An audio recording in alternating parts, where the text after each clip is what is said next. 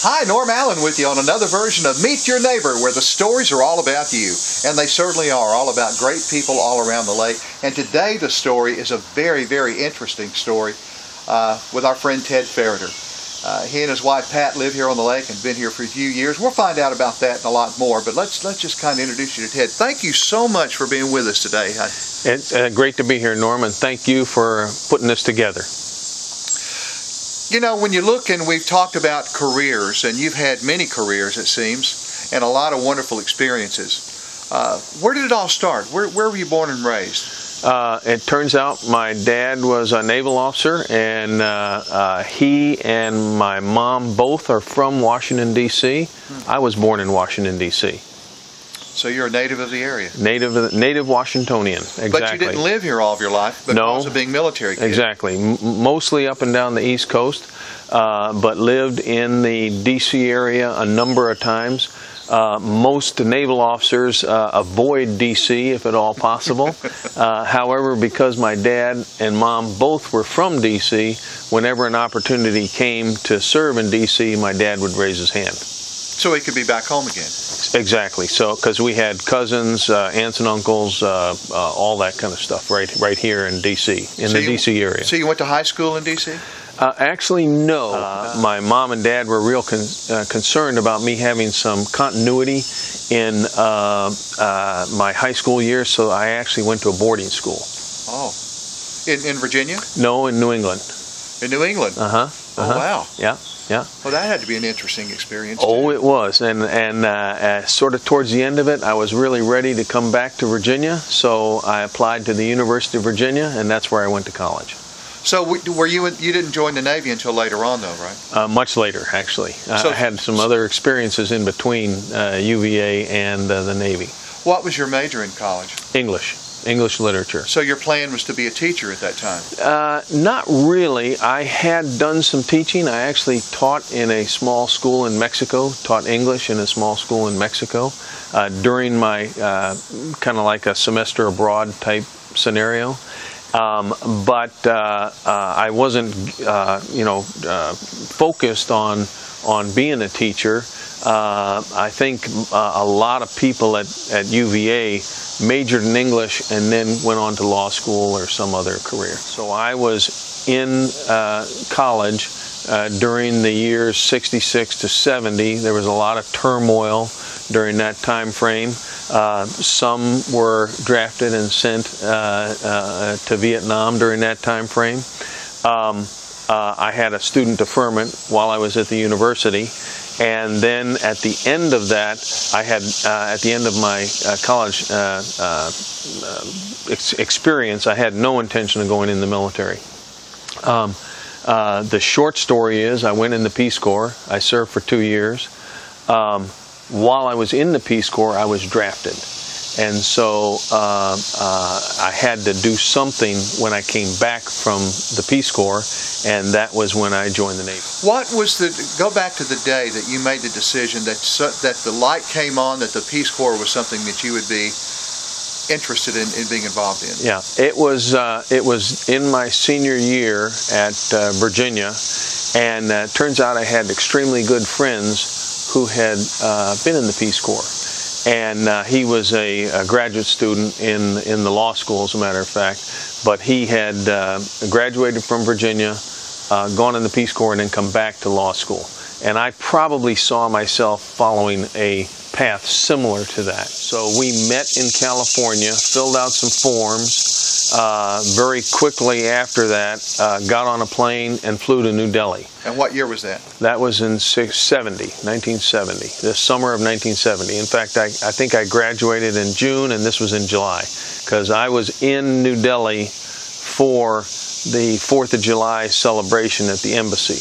I remember that very specifically. Was that exciting for you? It was different. I didn't expect, I thought we would be completely immersed in the culture of India, and all of a sudden I find myself at a hot dog and hamburger picnic in New Delhi at the embassy compound, and so that was a little different, a little surprising. And India was in a particular state at that time too, because the Bangladesh War was getting ready to crank up, and yep. I mean it was in quite a bit of stress. There was a lot of conflict between India and Pakistan at the time. It was in the papers every day that I was there, after I arrived, and I was given a lot of questions about why the United States was supporting Pakistan instead of India. India is the world's largest democracy. Why aren't you supporting us? That sort of thing. What was the biggest surprise that you got when you got in country for the first time and you come outside and there you smell and see what New Delhi's about? Exactly, the smell. I will never forget the smell. And you have some experience in that, and it was overpowering. And it took several days for that to kind of dissipate, for your senses to adjust to it. Was that the surprise? That was the initial surprise. The next surprise was, our time in New Delhi we were only there less than a week for sure. And then we got on a train because we were going to South India, and we got on a train. Which we're talking about how many miles? About 1,000 miles. About 1,000 miles from New Delhi to Madras, which was our next stop. The southeastern coastline. Exactly, and maybe 1,000 to 1,200 miles. And we got on a train. It wasn't a fast train, and it wasn't a luxurious train, and it took us 48 hours to go from New Delhi to Madras. Non-stop. Oh no, lots of stops, lots of stops. I mean, literally, probably easily every 50 miles, maybe every 20 miles. And every time we stopped, people would, attack the train with things to sell us, things to eat, things to drink. Most of which we'd look at and go, oh, no thank you, I think I'll pass on that. But we were taught already, how to watch out for ourselves in terms of food and drink. So if it was something boiled or cooked, you were okay. And if you could peel it, you could eat it. Anything else, don't touch it. Or else. Or else, exactly. Yes, Montezuma is not only a Mexican problem, it's all over the world in some of those places. So here we have, during the daytime, you're on a train sweating your way down for 48 hours, and I say sweating because we're talking 100 plus temperatures. And this was in July, so it was incredibly hot. And going through, we could see villages in the distance.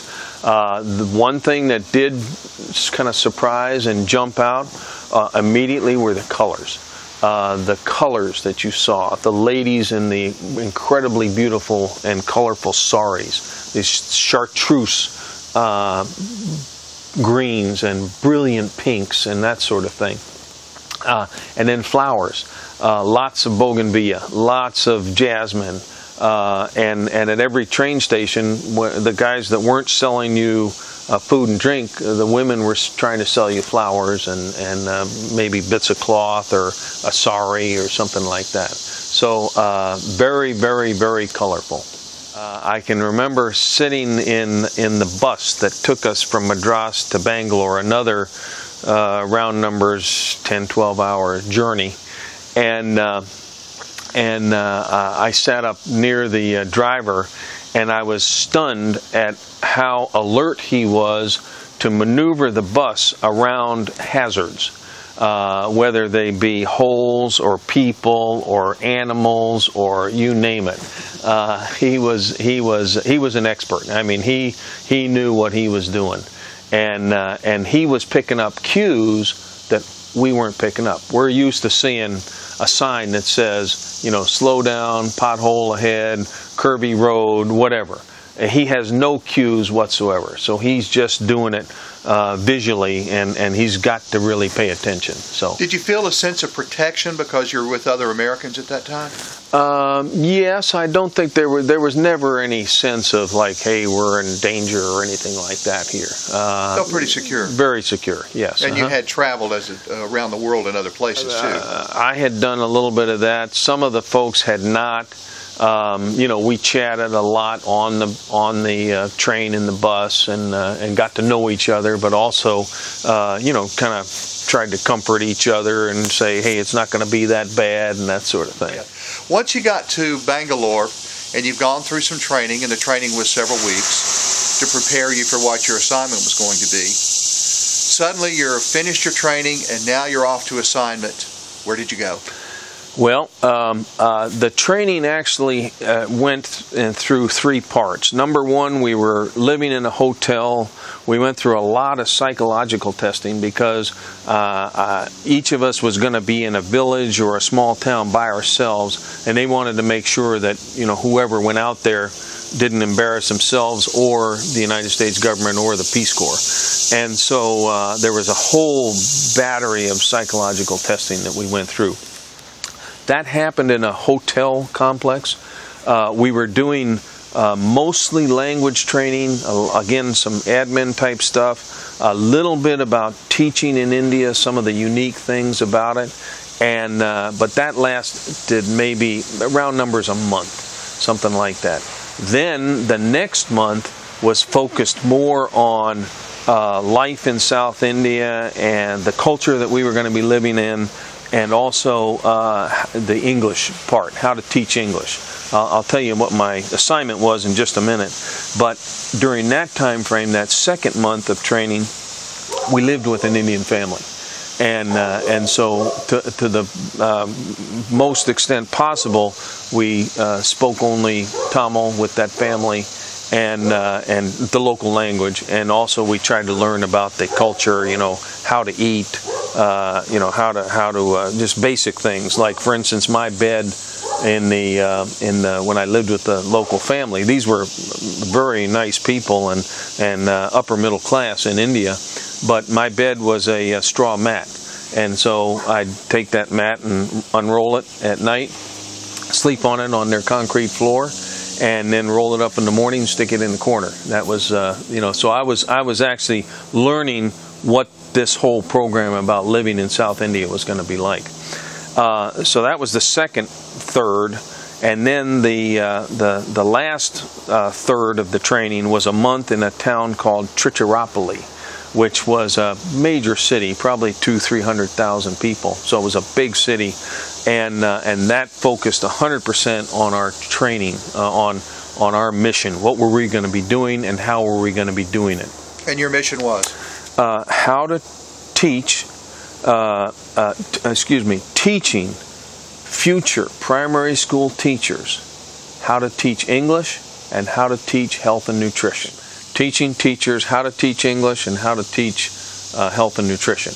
And by the way, I was in a government, what they called basic training school. That was the name of it, Government Basic Training School, or GBTS.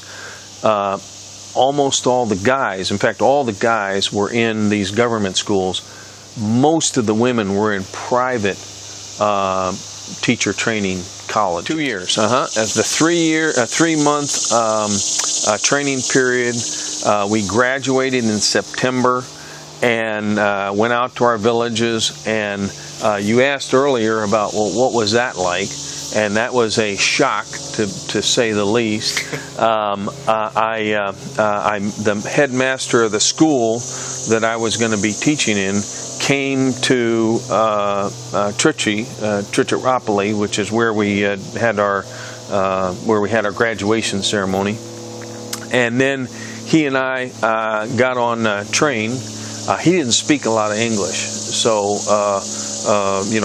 all of our communication was either in Tamil or sign language or whatever.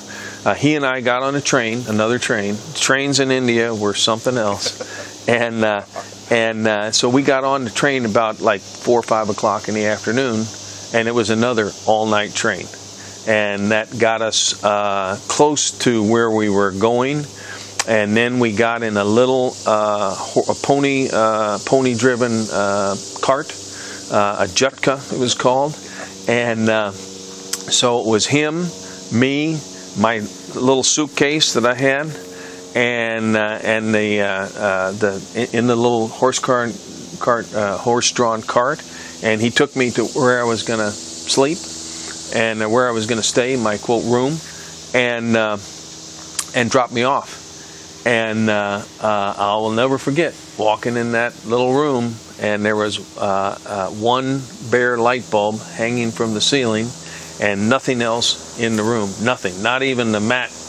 You know, if I was going to sleep, I was going to be sleeping on whatever I had in my suitcase. And anyway, he dropped me off and said, "I'll see you in a couple of days. You know, see you on Monday for class."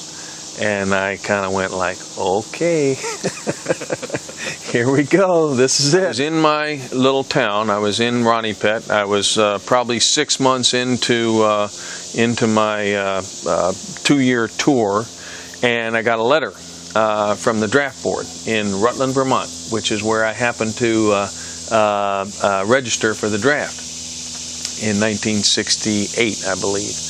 And anyway, it said, congratulations. Greetings from the president. Greetings from the presidents. You have been drafted. And so I was not opposed to serving. Many of my colleagues in the Peace Corps were, okay, so it was a little different. They might have had a little different perspective than I did on what they were doing in India and that sort of thing. But so with the help of the Peace Corps, I wrote them a letter. I wrote the draft board a letter, and it basically said, "Hey, I'm happy to serve. I'm in the middle of this program here. You know, I've already started it. How about you let me finish it? And then when I come back to the States, when I'm done with my Peace Corps service, I'll be happy to serve." And so I wrote that letter, and they bought it. And of course, maybe in the back of my mind, there was a little thought about, you know, there was a lot of talk about the draft. Is the draft going to continue, or are we going to end the draft? All that kind of stuff. And so this is in 1972. This had been in I probably got that letter in 71 is my guess. Okay, end of 70, early 71, and the bottom line is you know, they didn't forget about me. They remembered me. They had the letter. And so when I left India in 1972, I pretty much knew that I was gonna serve. So you come back home after that great experience. Now you're equipped for something else. Now another new phase of your life starts. Exactly. You're a single man, a college graduate, 2 years in India experience, yep. And you come home ready to tackle the next adventure. Exactly. And how did that adventure start? Well, I was a college graduate, so I could qualify for officer programs. And to make a long story short, I found myself in the Naval Officer Recruiting Office in Washington, D.C. Back home again. Back home again, and I had another piece of paper from the U.S. Army at that time, and it said, "Hey, by the way, we want you to be in Richmond, Virginia, tomorrow, the next day, for your induction physical, not pre-induction physical. I'd already been through that. This was for my induction physical." And so I'm sitting there with the officer recruiter, and he says, "Hey, Ted, your package looks good. You know, you've got a pretty good chance that you'll be accepted into an officer program. Here's some forms. Fill these out. Come back in 60 days, and we'll submit those, and you know, we'll see how your application goes." And I said, "Hey, listen, thanks very much. I appreciate all that, but I don't think you understand. I have to join the Navy today, not tomorrow, because tomorrow I'm going to be in Richmond, and I'm going to be in the Army." And so I either join the Navy today, or something else is going to happen tomorrow. So bottom line is, he says, "Well, hey, that's great. So sorry to hear that. But there's nothing I can do, because, you know, you have a process. There's a process to go through for officer selection and that sort of thing." And so there's nothing I can do. I can't help you. However, the Navy enlisted recruiter is about 10 blocks away in southeast Washington. Here's the address. If you want to go over there and talk to them, they may be able to help you. I don't know. Again, long story short, within a few hours, I was standing with my recruiter, raising my hand, and was sworn into the Navy. As an enlisted man? As an enlisted man, yep. So you had to go through boot camp and everything? Actually, the program that I enlisted in was what's called a 180-day delayed entry program. And so I was able to use that 180 days for my, even though I was sworn in, and so that stopped the clock for the Army, and it started the clock for whatever it's called, inactive reserve. But what that did was that gave me 180 days before boot camp to complete the officer candidate application. Right. And that's exactly what I did. So I went down to Pensacola. Now, were you married at that time? No. Still a single guy? Single guy, yep. I used that 180 days to get my application in order. I was selected to go to Aviation Officer Candidate School in Pensacola, Florida. I actually met my wife. She was a nurse in Corpus Christi, Texas, where I was stationed, and we were heading down the road to get engaged, and she got a phone call one night, and they said, pack your bags, you're going. You're going to be gone for a while. You're going to be gone for several months. And she said, well, where am I going? They said, well, we can't tell you. So she was military also? She was a Navy nurse that happened to be stationed in Corpus, right? And which is where we met. And then it turns out she went to Guam, and she was part of the group that took care of the refugees that were leaving South Vietnam in huge numbers. And so she was stationed in Guam on basically a 12-hour port and starboard type of thing, working in the wards, taking care of the refugees that were coming in huge numbers out of South Vietnam at the time. That's almost parallel to a Peace Corps experience in itself, isn't it? It is. In fact, comparing notes with Pat, my wife, on what it was like taking care of these folks, they spoke no English.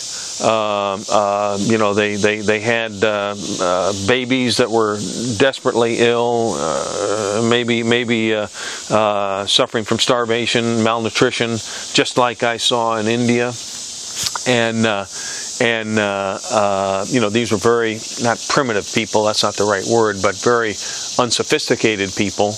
And so yes, her experience at the Naval Hospital in Guam was very similar to what I had seen in India a couple of years previously. And you guys are the parents of 2 sons? We are, and amazingly, one of them joined the Marine Corps and is in the Marines today. He's a major in the Marine Corps stationed out in California. The other son really surprised us when he said that he was going to apply to West Point, and did that, got accepted, graduated, and served in the Army for a number of years. So your career went on and on. You had a full career in the Navy. I did. I retired in 2004. As a captain? As a captain.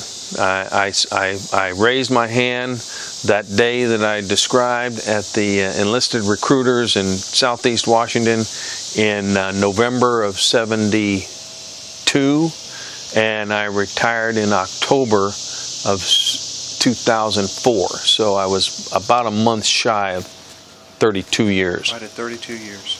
Yeah. So from the radical 60s to the idealistic, and I can say this because I was there too, to the naive idealistic, because I went to India to change the world, and the world changed me is what happened.